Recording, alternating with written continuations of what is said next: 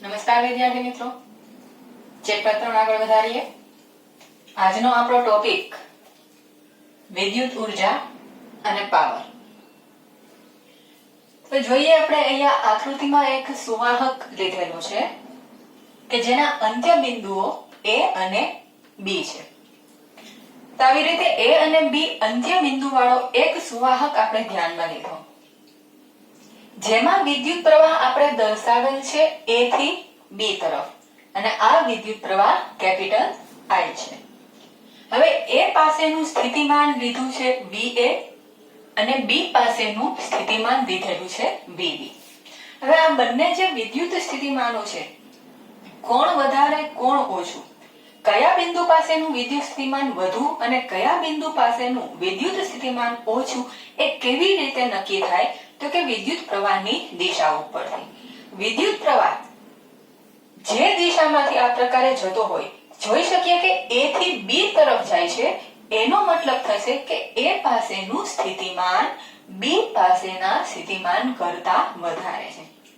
કાંઈક સમજી લઈએ કે હંમેશા પાણી જે છે એ વધારે ઊંચાણવાળા વિસ્તારમાંથી નીચાણવાળા વિસ્તારમાં વહેતું હોય, એવું જ કંઈક આપણે અહીંયા કહી શકીએ કે વિદ્યુત પ્રવાહ હંમેશા વધારે સ્થિતિમાન વાળા બિંદુથી ઓછા સ્થિતિમાન વાળા બિંદુ તરફ વહેતો હોય છે.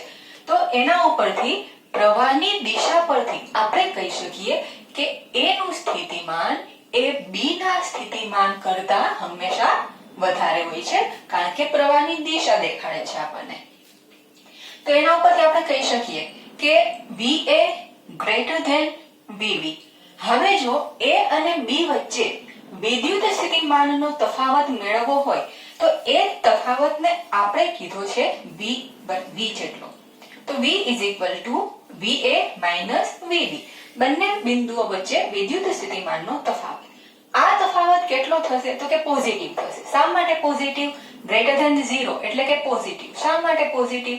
તો કે A નું સ્થિતિમાન વધારે છે અને B નું સ્થિતિમાન ઓછું છે. તો વધારેમાંથી ઓછું બાદ કરીએ એટલે ઓબ્વિયસલી જવાબ આપણને પોઝિટિવ આવે, ગ્રેટર ધેન 0 મળે. તો અહીંયા આગળ આ બે બિંદુ વચ્ચેનો વિદ્યુત સ્થિતિમાનનો તફાવત V VA VB greater than 0 થશે. હવે આપણે ધારી લઈએ કે આ સુવાહકમાંથી પસાર થતો વિદ્યુત ભાર ડેલ્ટા Q છે અને સમયગાળો છે ડેલ્ટા T. ડેલ્ટા T જેટલા સમયમાં ડેલ્ટા Q જેટલો વિદ્યુત ભાર પસાર થાય છે. આ ડેલ્ટા Q વિદ્યુત ભાર કેટલો હશે? તો કે વિદ્યુત પ્રવાહનું સૂત્ર આપણને ખબર છે. કયું સૂત્ર હતું? I Q/T. જો Q ને સૂત્રનો કરતા બનાવીએ તો Q બરાબર શું થાય? IT. તો એના અનુસાર આ જે વીજભાર છે ડેલ્ટા Q કેટલો થશે? વિદ્યુત પ્રવાહ કેટલો? I. સમયગાળો કેટલો લીધો? Delta T. તો delta Q I delta T જેટલો વિદ્યુત ભાર ડેલ્ટા T જેટલા સમયમાં A થી B તરફ જાય છે. હવે આપણે જોવું છે કે આ બંને બિંદુ પાસે સ્થિતિ ઉર્જા, વિદ્યુત સ્થિતિ ઉર્જાનો તફાવત, બંને બિંદુ વચ્ચે વિદ્યુત સ્થિતિ ઉર્જાનો તફાવત કેટલો છે. તો એના માટે આપણે બંને બિંદુ પાસે વિદ્યુત સ્થિતિ ઉર્જા આપણી પાસે હોવી જોઈએ. તો A ની વિદ્યુત સ્થિતિ ઉર્જા UA, B ની વિદ્યુત સ્થિતિ ઉર્જા UB. આપણે જોઈએ છીએ બંને બિંદુ વચ્ચે વિદ્યુત સ્થિતિ ઉર્જાનો તફાવત. તો કોઈ પણ તફાવત આપણે મેળવીએ છીએ તો કેવી રીતે મેળવીએ? અંતિમ માઈનસ પ્રારંભિક. તો A અને B વચ્ચે વિદ્યુત સ્થિતિ ઉર્જાનો તફાવત પણ એવી રીતે મળે. વિદ્યુત સ્થિતિ ઉર્જામાં થતો ફેરફાર અંતિમ સ્થિતિ ઉર્જા માઈનસ પ્રારંભિક સ્થિતિ ઉર્જા. તો હવે અંતિમ કોને કહીશું? પ્રારંભિક કોને કહીશું? તો વિદ્યુત પ્રવાહ જ્યાંથી સ્ટાર્ટ થાય છે એ થશે પ્રારંભિક, જ્યાં પહોંચે છે એ થશે આપણા માટે અંતિમ. તો પ્રારંભિક કોણ થશે? તો કે A માંથી વિદ્યુત પ્રવાહ નીકળે છે, સ્ટાર્ટ થાય છે. તો આ A ની જે સ્થિતિ ઉર્જા છે UA, એ થશે પ્રારંભિક સ્થિતિ ઉર્જા. વિદ્યુત પ્રવાહ પહોંચે છે ક્યાં? તો કે B પાસે. તો B બિંદુ પાસેની સ્થિતિ ઉર્જા એ થશે આપણા માટે અંતિમ સ્થિતિ ઉર્જા. તો આપણું સૂત્ર ફેરફાર માટે અંતિમ માઈનસ પ્રારંભિક. તો અંતિમ સ્થિતિ ઉર્જા UB માઇનસ પ્રારંભિક સ્થિતિ ઉર્જા UA. હવે આ સ્થિતિ ઉર્જાનું સૂત્ર બીજા ચેપ્ટરમાં ભણી ગયા. શું સૂત્ર હતું? U = QV પરથી. તો આ સૂત્ર આપણે એપ્લાય કરીશું. તો Q ને બદલે આપણી પાસે વીજભાર કેટલો લીધો છે? Delta Q. તો Q ને બદલે ડેલ્ટા Q, V ને બદલે આપણે લીધું છે VB, કારણ કે બિંદુ B પાસેની સ્થિતિ ઉર્જાની વાત કરીએ છીએ. તો થશે ડેલ્ટા Q VB માઈનસ તેવી જ રીતે A પાસે ડેલ્ટા Q VA. હવે જો સરળ સાદું રૂપ આપવાનું થાય છે તો બંને પદમાંથી શું કોમન નીકળે છે? તો કે ડેલ્ટા Q. તો ડેલ્ટા Q કૌંસમાં VB માઈનસ VA. હવે આ જે VB માઈનસ VA છે કેટલું થશે? તો કે આપણી પાસે VA માઈનસ VB હતું અને એ ગ્રેટર ધેન 0 એટલે કે પોઝિટિવ હતું. તો એનાથી ઊંધું એટલે કે VB માઈનસ VA શું થાય? તો કે નેગેટિવ થશે. એટલું V જેટલું, પણ પોઝિટિવ નહીં. કેવું? નેગેટિવ. તો VB minus VA = minus V. જો અહીંથી જ આવે છે. આ જે V છે એ VA માઈનસ VB છે, ગ્રેટર ધેન 0 એટલે કે પોઝિટિવ. તો એનાથી ઊંધું કરી નાખીએ તો લેસ ધેન 0 એટલે કે નેગેટિવ. તો એ થશે માઈનસ V. માઈનસ V આગળ લઈ લે તો માઈનસ V ડેલ્ટા Q. જો ડેલ્ટા Q ની આપણે કિંમત મૂકી દઈએ અહીંથી તો માઈનસ VI ડેલ્ટા Q. જોઈ શકીએ કે આ જે જવાબ આપણો સ્થિતિ ઉર્જામાં થતો ફેરફાર જે આવ્યો છે એ મળ્યો છે નેગેટિવ. નેગેટિવ એટલે કે લેસ ધેન 0, શૂન્ય કરતા ઓછો. આને આપણે કીધું સમીકરણ નંબર 1. બરાબર. હવે આપણે વાત કરીએ ઉર્જા સંરક્ષણના નિયમની. તો ઉર્જા સંરક્ષણનો નિયમ આપણે 11 માં ભણી ગયા. ગતિ ઉર્જામાં થતો ફેરફાર પ્લસ સ્થિતિ ઉર્જામાં થતો ફેરફાર હંમેશા કેટલો હોય? 0 હોય. એટલે કે જેટલો ગતિ ઉર્જામાં ફેરફાર થાય છે એટલો જ સ્થિતિ ઉર્જામાં ફેરફાર થાય. પણ આ ફેરફાર ઊંધો હોય. ઊંધો એટલે કે ગતિ ઉર્જા જો વધે તો એટલી જ સ્થિતિ ઉર્જામાં ઘટાડો થાય. એટલે ઉર્જા સંરક્ષણના નિયમ પરથી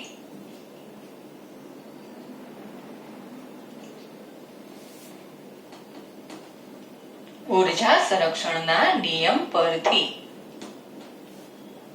delta K plus delta U = 0 થાય. એટલે કે ગતિ ઉર્જામાં થતો ફેરફાર પ્લસ સ્થિતિ ઉર્જામાં થતો ફેરફાર = 0. તો ગતિ ઉર્જામાં કેટલો ફેરફાર થાય? તો delta K = minus delta U. તો હમણાં જ આપણે સમીકરણ 1 માં ડેલ્ટા U ની કિંમત લીધી હતી એ આપણે અહીંયા મૂકી દઈએ. તો ડેલ્ટા K =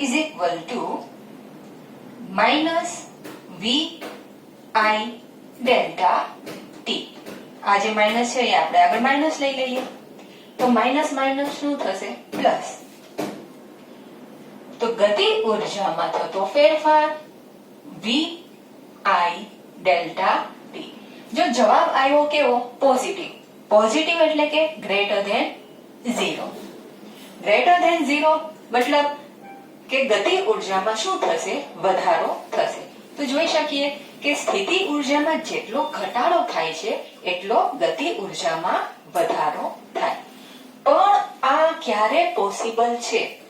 તો કે જ્યારે જે ઇલેક્ટ્રોન છે, જે વિદ્યુત ભાર છે એ મુક્ત રીતે ગતિ કરતો હોય તો આ વસ્તુ આપણે કહી શકીએ કે જેટલી ગતિ ઉર્જામાં વધારો થાય છે એટલો સ્થિતિ ઉર્જામાં ઘટાડો થાય, અથવા જેટલા સ્થિતિ ઉર્જામાં ઘટાડો થાય છે એટલો જ ગતિ ઉર્જામાં શું થશે?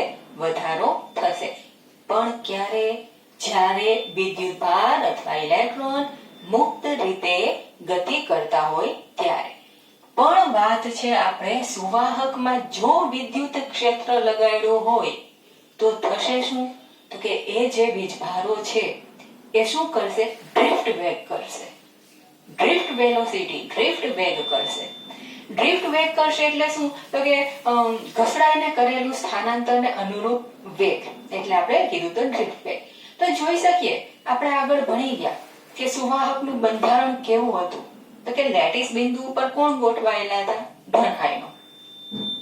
વચ્ચેના અવકાશમાં શું હતું? તો કે ઇલેક્ટ્રોન અસ્તવ્યસ્ત ગતિ કરતા હતા. અને આ અસ્તવ્યસ્ત ગતિ દરમિયાન શું થતું હતું? તો કે સતત એની આયનો અથવા પરમાણુઓ સાથે શું થાય છે? એની અથડામણો થાય છે. હવે જ્યારે અથડામણ થશે ત્યારે શું થશે? તો કે ઇલેક્ટ્રોન પોતાની જે ઉર્જા છે એ ઉર્જા આયનોને આપી દેશે. બરાબર? એટલે આ જે કઈ ઉર્જા છે એ હવે કોની પાસે જતી રહેશે? આયનો પાસે જતી રહેશે. તો એને કારણે શું થશે? તો કે આયનો જે છે એ લેટિસ બિંદુ ઉપર ફિક્સ છે, પણ ફિક્સ છે એટલે પોતાના સ્થાનની આસપાસ દોલનો કરે છે. સાવ સ્થિર કોઈ દિવસ ના હોય, ઉષ્મી ગતિ હોય જ. સિવાય કે નિરપેક્ષ શૂન્ય તાપમાનની વાત કરીએ, એના સિવાય કોઈ પણ તાપમાને એ ગતિ તો કરતા જ હોય, જેને આપણે શું કહીએ છીએ? ઉષ્મી ગતિ. તો હવે આ આયનોને ઇલેક્ટ્રોન દ્વારા ઉર્જા મળી, તો એ શું થશે? તો એના દોલનો એ ઝડપથી થવા લાગશે, એનો કંપ વિસ્તાર પણ વધી જશે. દોલનો ઝડપથી વધી જશે એને કારણે એની જે ઉષ્મી ગતિ એ વધી જશે, અને ઉષ્મી ગતિ એની સાથે સંકળાયેલ ઉર્જા એને આપણે ઉષ્મા ઉર્જા કહીએ છીએ. બરાબર? એટલે આ જે કઈ ઉર્જા છે એનું ટ્રાન્સફર હવે શેમાં થશે? ઉષ્મા ઉર્જા સ્વરૂપે. બરાબર? અને એ ઉષ્મા ઉર્જાને આપણે કહીએ ડેલ્ટા ડબલ્યુ. તો આ ભાઈ ક્યાંથી આવી? તો કે જે ઇલેક્ટ્રોને પોતાની જે ગતિ ઉર્જામાં જે કઈ વધારો થયો એ આયનોને આપી, અને આયનોના દોલનો વધ્યા એટલે એ ઉષ્મા ઉર્જા સ્વરૂપે ફેરવાણી અથવા એનું રૂપાંતરણ ઉષ્મા ઉર્જા સ્વરૂપે થયું. તો એ આ જ વસ્તુ છે વી આઈ ડેલ્ટા ટી. તો આ ઉર્જા છે એને આપણે કહીએ છીએ વ્યય પામતી ઉર્જા. શા માટે વ્યય પામતી ઉર્જા? તો કે આ જે ઉર્જા છે એ ઉષ્મા ઉર્જા સ્વરૂપે ઉત્પન્ન થાય છે અથવા વાતાવરણમાં જાય છે. ઉષ્મા ઉર્જા સ્વરૂપે વિદ્યુત ઉર્જાનું રૂપાંતરણ થયું ઉષ્મા ઉર્જા સ્વરૂપે. આગળ વાત કરીએ. આને આપીએ સમીકરણ નંબર 2. એકમ સમયમાં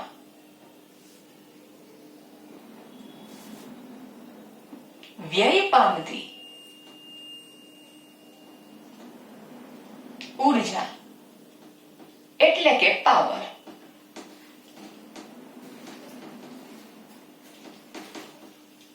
આ પાવરની વ્યાખ્યા એકમ સમયમાં, આપણે પાવરની જૂની વ્યાખ્યા આપણને ખબર છે, એકમ સમયમાં ઉદ્ભવતી ઉર્જા. અહીંયા આગળ ઉદ્ભવતી નહીં પણ વ્યય પામતી ઉર્જા એટલે કે power.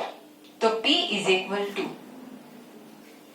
Delta W by delta T. જો પાવરની વ્યાખ્યામાં બે વસ્તુ આવે, ઉર્જા અને સમય. બરાબર? એટલે delta W upon delta T.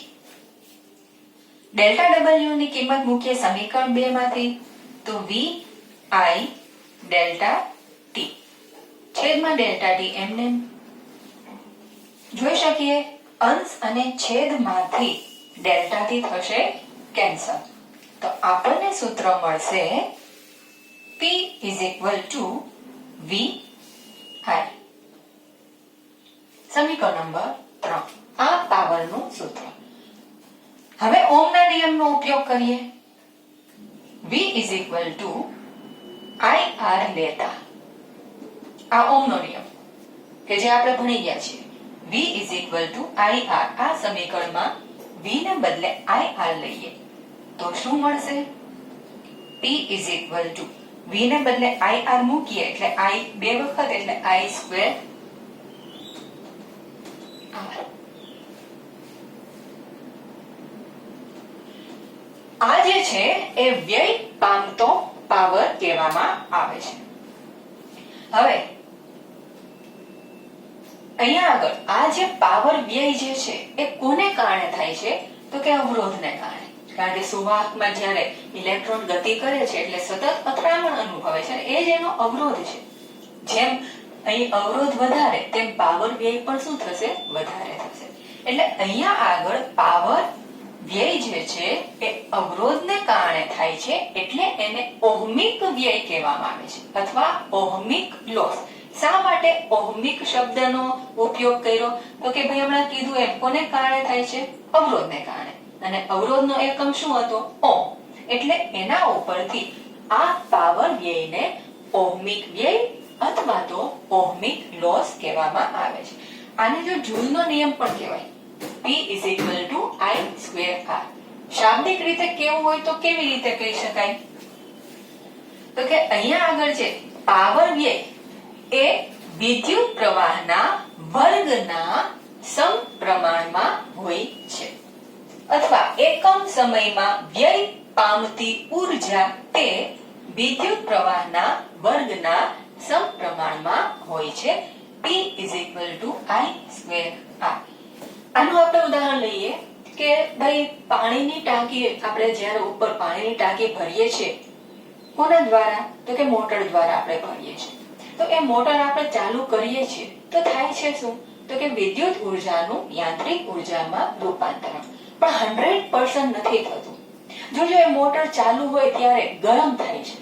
હવે કોઈ પણ ઇલેક્ટ્રોનિક સાધન લઈ લો, એ પછી ટીવી લ્યો, ફ્રીજ લ્યો, ગમે તે, એ જ્યારે વર્કિંગ કન્ડિશનમાં હશે, ચાલુ સ્થિતિમાં હશે, ત્યારે એને તમે ટચ કરજો, તો ટીવી અથવા ફ્રીજ ટચ કરજો તો એ તમને ગરમ ફીલ થશે.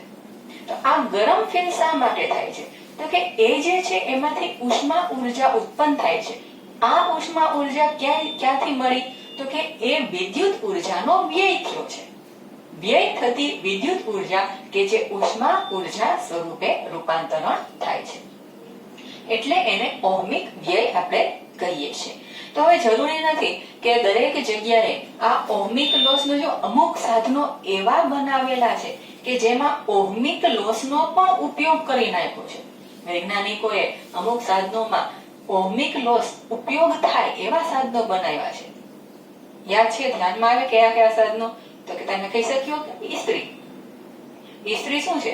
એમાં ઓહમિક જે લોસ થાય છે એટલે કે જે ઉષ્મા ઉર્જા વ્યય થાય છે એ વ્યય થતી ઉષ્મા ઉર્જાનો ઉપયોગ આપણે કરી લઈએ છીએ. શેમાં? તો કે કપડાને ઇસ્ત્રી કરી, ઇસ્ત્રી ટાઈટ કપડા કરી નાખીએ છીએ. એવી રીતે બીજું તો કે ટોસ્ટર, સેન્ડવિચ ટોસ્ટર.